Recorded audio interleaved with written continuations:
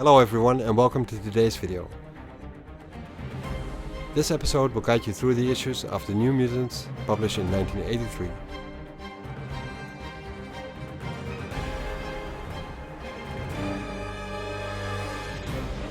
Issue number 3.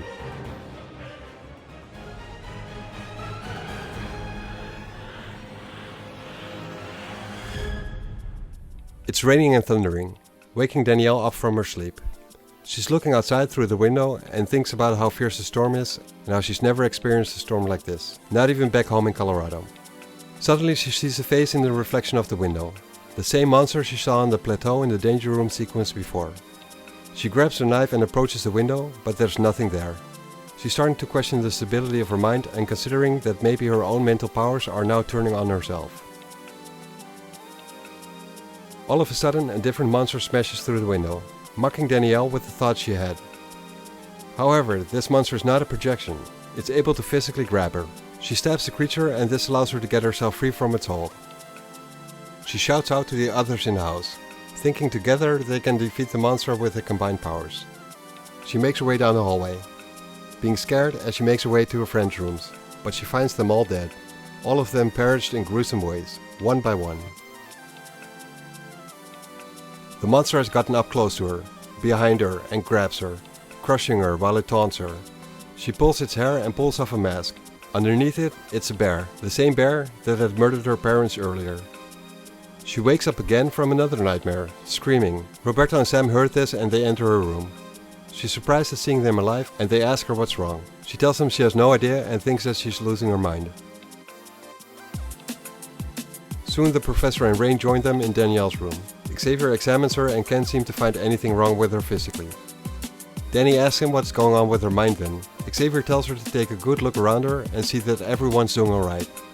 He tells her to go back to sleep, get some rest, and they'll talk in the morning. While she's alone, laying in her bed again, her mind starts racing again. She thinks Xavier doesn't believe her and it's her own fault for not following the rules concerning the danger room. But she's sure something was out there, trying to kill her. So she grabs her knife again to keep herself safe. But there's blood on it. It must be from the bear creature when she stabbed it, she figures. But that would mean it wasn't a dream, it truly exists. She gets out of bed and runs down the stairs, calling out for the professor and wanting to warn the others. She figures that they are all in danger as long as she's inside the house with them. She wonders what makes her so special. As Danielle walks up to Xavier's study, she can hear him on the phone with Moira McTaggart. She can hear him because he's raising his voice. She keeps listening. Xavier tells Moira that he's concerned with Danielle's recent behavior and that she's displaying psychopathic symptoms like paranoia and schizophrenia, and that it might all just be beyond his abilities to help with.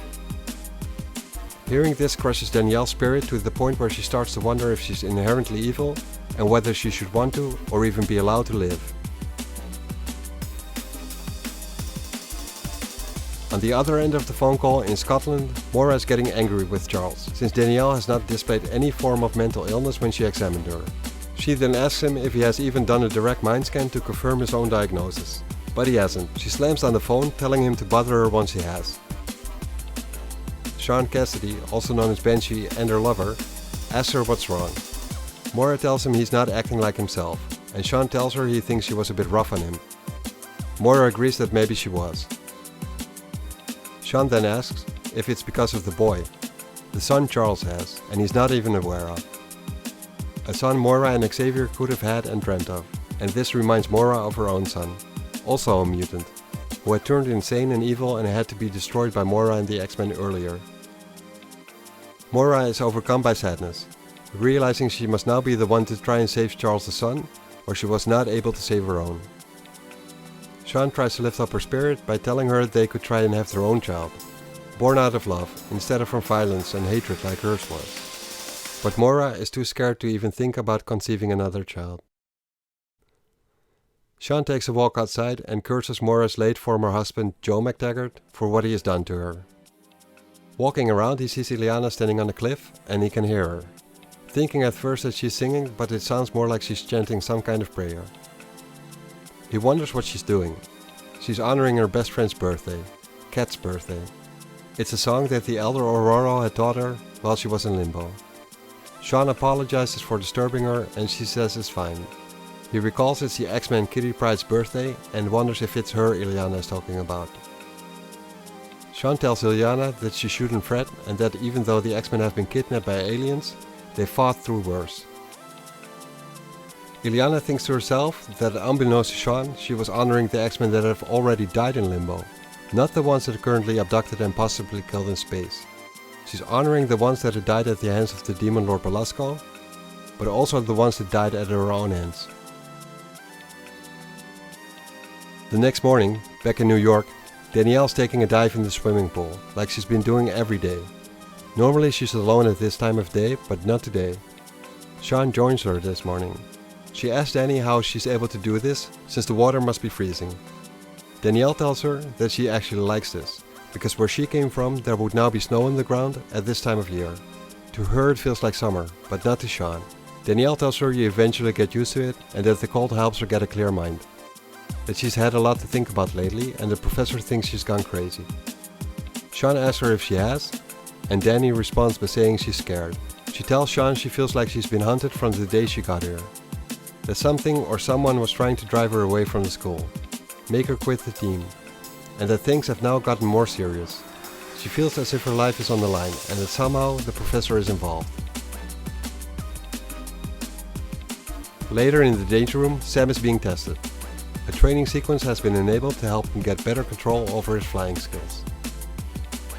He slams into a cushion-like construct which is able to measure the impact. Professor Xavier tells him the readings are off the scale. Next up, there's a coordination exercise. Xavier tells Sam to take it easy. Accuracy is more important than speed. Sam tries, but after successfully having gone through the first one, slams into the second ring. Xavier figures he needs to space out the rings more for the next time they practice this. He checks up on Sam, but Sam is alright, apart from his busted pride. After the exercise, Sam is taking a shower and plans on shaving, thinking about how working in the mines was a piece of cake compared to these exercises. And he suddenly blacks out. Apparently, he wrote something on the mirror during his blackout, and he doesn't remember doing this at all. Meet us in the boathouse, it says. He immediately realizes there's only one person able to perform such a thing, and he's not happy about being the subject. He plans on finding out why this has happened to him and what games are being played with him. He makes his way to the boathouse and immediately confronts Sean. Roberto tells him to join the club because Rain and him had gotten the same treatment as well. Dani tells them it's not Sean's fault. Dani asks Sean to process them all to get them all together here as quickly and quietly as possible. Rain asks why and Danielle tells him. She tells him everything, the phone call, the bear, the blood and the knife and it all being real. But Sam is skeptical and tells Dani that the professor is a doctor and probably knows what he's talking about. And if he wanted to get rid of her, he could have just expelled her from the school. As he starts making his way out of the boathouse, he's shocked at what he sees outside. Goes back inside and slams the door. Sean asks Sam what's wrong and what he saw outside, but he tells her she doesn't want to know.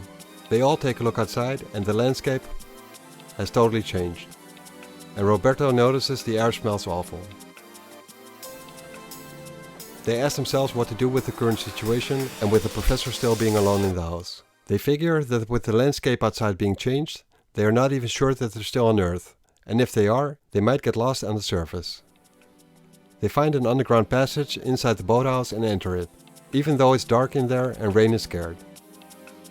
Danielle tells the others that she's been exploring the underground passageways below the mansion and opens one of the doors, allowing them access to the network.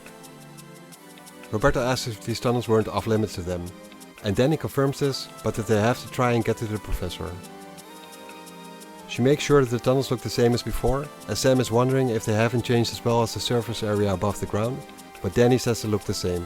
She gets immediately grabbed at tentacles, however, and Danielle recognizes the same monster that she came across inside the danger room when she was all alone and ambushed in there. Sam can't believe his eyes, as the creature tells the kids they can stay alive if they leave right now. Sean does not want to comply, and she tries to possess the creature, but its mind is so alien and evil, nothing she's ever come across, and it's more than she can bear and breaks mental contact. As Danielle is struggling to break free, she's trying to use her own powers on the creature, but can't make contact with it, nor summon images from its mind. It mocks Dani for being helpless, but then gets attacked by Rain in a wolf form, overcoming her fear and biting the creature in one of its tentacles. Sam starts blasting his way through the tunnel and aims himself straight at the monster.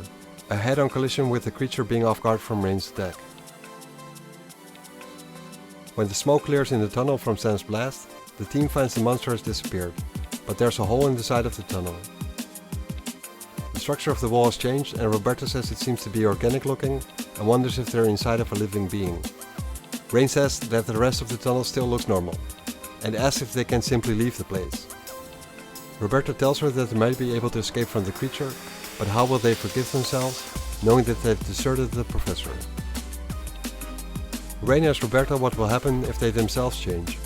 He tells her he's not trying to think about that, and tells her to hold his hand as they go deeper inside. As they progress, they notice the changes in the tunnel being more and more completed as they get closer to the mansion and figure that must be the source. They talk about all of it being an illusion, but Rain knows for sure that what she bit was no illusion. Sean wonders if they're only facing a single opponent and that it might not be as powerful as it seems. Suddenly Sunspot is being grabbed by a tentacle and pulled on by even more tentacles. Rain is about to try and save him, but Roberto uses his stored solar energies and frees himself in no time. It takes only a couple of seconds, but that's just enough for the monster to grab Danielle again. It flies away and the others are confronted by other creatures, as Dani is trying to break free and help her friends, but notices her mind is being on fire. She screams, passes out, and when she wakes up, she's still sore. She notices how she's been wrapped up, and the sentences in her mind get finished by the creature standing in front of her, like it's reading her mind. She asks why it hasn't killed her yet, and the monster tells her it has a better idea. It will show her what the idea is. It shows her an image of all her friends transforming into members of the monster's own race. After each and every one of them has been implanted with a royal egg, they will all become part of the Brood Collective, and together they will conquer the world, enslave the human race, and take their rightful place in the universe. Danielle is then experiencing a headache and notices twinges in her mind, resembling what she experiences when she uses her power. The Brood Queen tells her she's been doing that a lot today. Dani says she hasn't, but realizes the Brood has been making her somehow.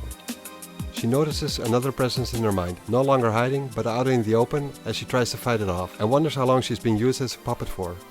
It doesn't make sense to her how everything they face is now physically real. Her powers do not allow her to do that, only make projections of mental images. The Brood Queen, however, tells her it has been augmenting her powers through the usage of its own powers, unlocking a potential already there. Danielle's teammates smash through the walls and Cannonball and Sunspot attack the Brood Queen immediately. Danielle tells Sean to not ask any questions but to immediately possess her, so that Dani's own abused powers will not hamper Sam and Roberto in their fight with the Brood.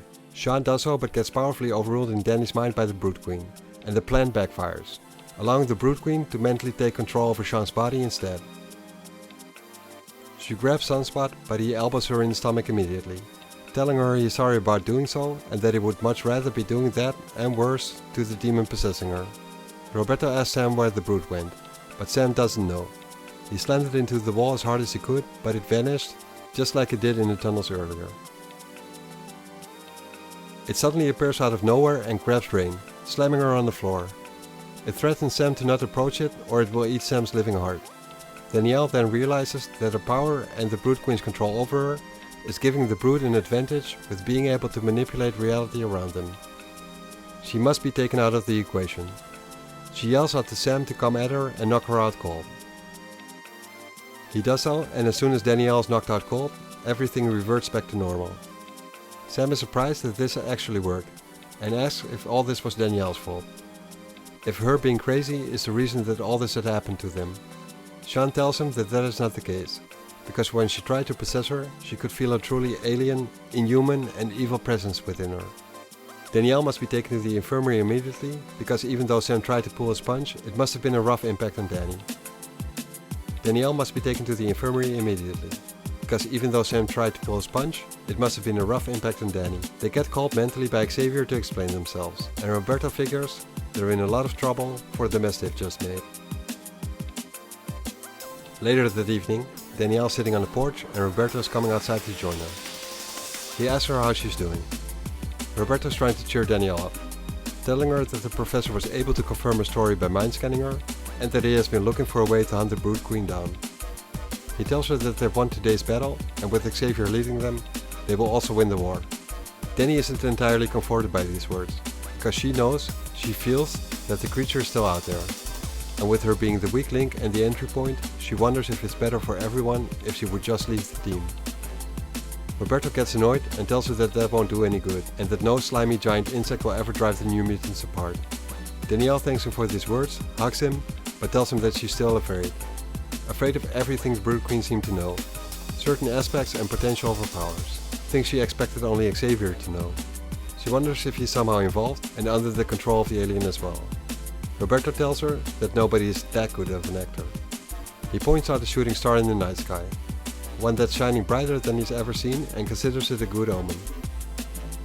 Danielle's still skeptical though, since they've only been with the teacher for a short time and basically don't really know what he's like. Roberto tells her that they will cross that bridge when they get there. Sam approaches the two of them and asks them if they want to come inside and join the rest in chilling and watching some TV. Thanks for watching this video, and I hope you enjoyed it. If you did, please hit the like button and consider subscribing to the channel if you haven't already, because that will help me out in growing the channel and being able to produce more videos like this one. See you next episode.